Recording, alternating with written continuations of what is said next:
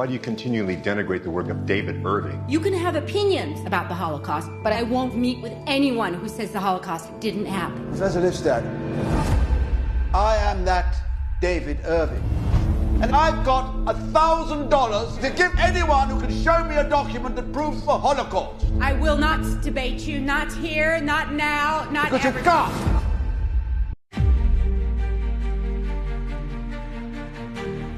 Professor Lipstadt, you're not a historian, are you? You're a professor of religion, I believe. I have a joint appointment in religion and in history. Yeah.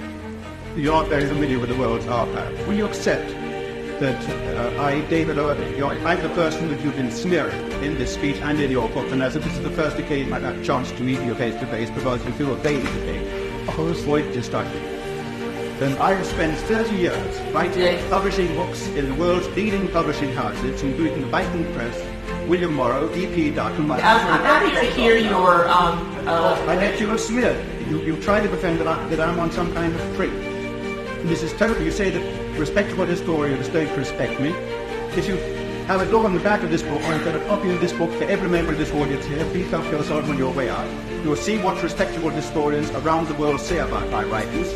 Well, okay, listen, sir, I'm not here to... I'm not here... All right, here's a question.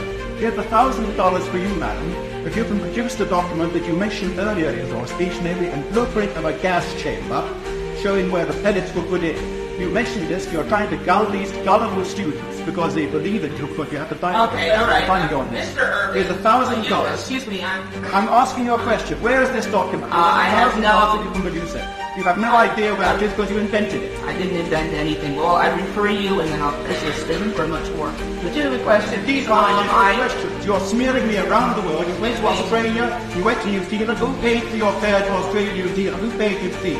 If you're not went away more than 5 miles and I got no fee. So that's so you paid your own Delta Airline. You paid your own airfare. Can I tell the students who paid for you? I don't know exactly who's behind this. What is that paid? I have no desire for your you money. You told the students about a blueprint. Produce the blueprint or shut up. I saw when I faced this legal conundrum, you know, and my lawyers called me who had been working pro bono, and they said we can't work pro bono anymore because this is all we're doing, and we've got to raise some money. I said, could you be more specific? And he said, a lot. I said, more specific than that. He said, well, at least $1 million. I don't remember if it was £1 million or dollars, but I heard $1 million, I stopped listening. At that point, I happened to be on my way to a Wexner heritage retreat. And people heard about what was happening, and someone told Rabbi Herbert Friedman, who was a leader of the Jewish community, a leader of UJA, a chaplain in World War II, a towering man. And he called me over. He said, what's going on here? And I told him the story of what was happening. And he said, well, it's time to get organized. And he called Les Wexner. And Les Wexner asked for some briefing materials, which I prepared. Les and Abigail knew me well. I'd been teaching for the foundation for quite a while. And Les said, Abigail and I could write out this check. Finished, done. He said, but this has got to be... when this story is told, and not knowing it would be a movie and it would be all the things, and then my lawyer said, that's great, but it's got to be done quietly. It can't, because this crazy man, David Irving, if he knows you're supported, he's less likely to drop the case, which of course we initially hoped he would.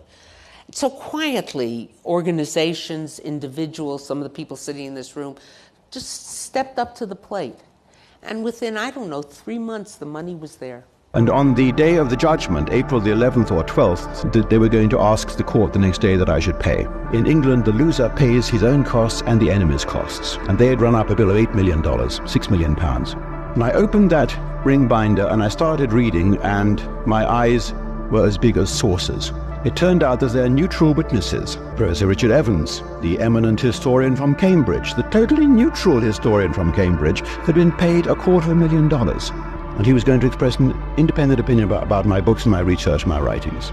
Professor Van Pelt, $250,000, to stand in that witness box and say that yes, that building was undoubtedly a homicidal gas chamber, and not the mortuary that it claimed to be. and so on. They'd all been paid colossal sums of money, none of which we'd known about.